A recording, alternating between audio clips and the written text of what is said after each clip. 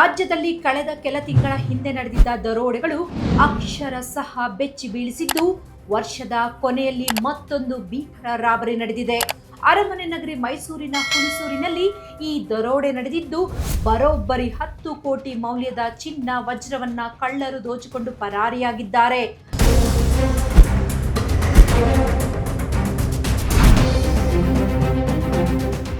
ಮೈಸೂರು ಮಡಿಕೇರಿ ರಾಷ್ಟ್ರೀಯ ಹೆದ್ದಾರಿಯ ಬೈಪಾಸ್ ರಸ್ತೆಯ ಜನನಿಬಿಡ ಪ್ರದೇಶದಲ್ಲಿ ಮಧ್ಯಾಹ್ನ ಸುಮಾರು 2 ಗಂಟೆ 10 ನಿಮಿಷದ ವೇಳೆಗೆ ಚಿನ್ನಾಭರಣ ಖರೀದಿಸುವ ನೆಪದಲ್ಲಿ ಅಂಗಡಿಯೊಳಗೆ ಪ್ರವೇಶಿಸಿದ್ರು. ಈ ಪೈಕಿ ಇಬ್ಬರಷ್ಟೇ ಮುಸುಕು ಹಾಕಿಕೊಂಡಿದ್ರು.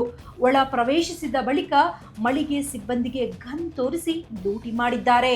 ಶಾಕಿಂಗ್ ವಿಚಾರ ಏನಂದ್ರೆ 8 ರಿಂದ 7 ನಿಮಿಷಗಳಲ್ಲಿ ಕೆಜಿ ಗಟ್ಟಲೆ ಚಿನ್ನಾಭರಣವನ್ನ ಬ್ಯಾಗ್ನಲ್ಲಿ ತುಂಬಿಕೊಂಡ್ರು.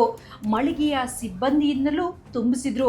ಅಷ್ಟೊತ್ತಿಗೆ ಊಟಕ್ಕೆ ಹೋಗಿದ್ದ ಮ್ಯಾನೇಜರ್ ಅಜ್ಗರ್ ಅಂಗಡಿಗೆ ಆಗಮಿಸಿದ್ರು. ಅವರನ್ನ ಕಂಡ ಕೂಡಲೇ ಹೊರಗೋಡಿದ ದರೋಡೆಕೋರರು ಗಾಳಿಯಲ್ಲಿ ಗುಂಡು ಹಾರಿಸಿ ಬೈಕ್ಗಳಲ್ಲಿ ಪರಾರಿಯಾಗಿದ್ದಾರೆ.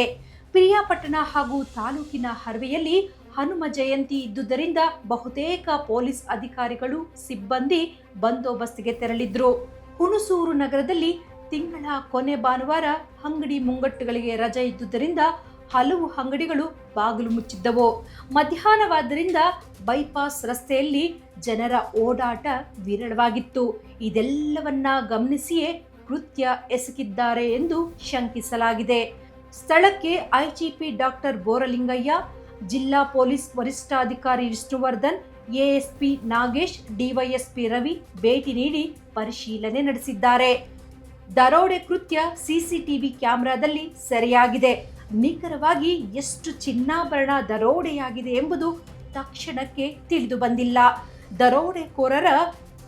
ದರೋಡೆಕೋರರ ಪತ್ತೆಗೆ 5 ತಂಡಗಳನ್ನು ರಚಿಸಲಾಗಿದೆ.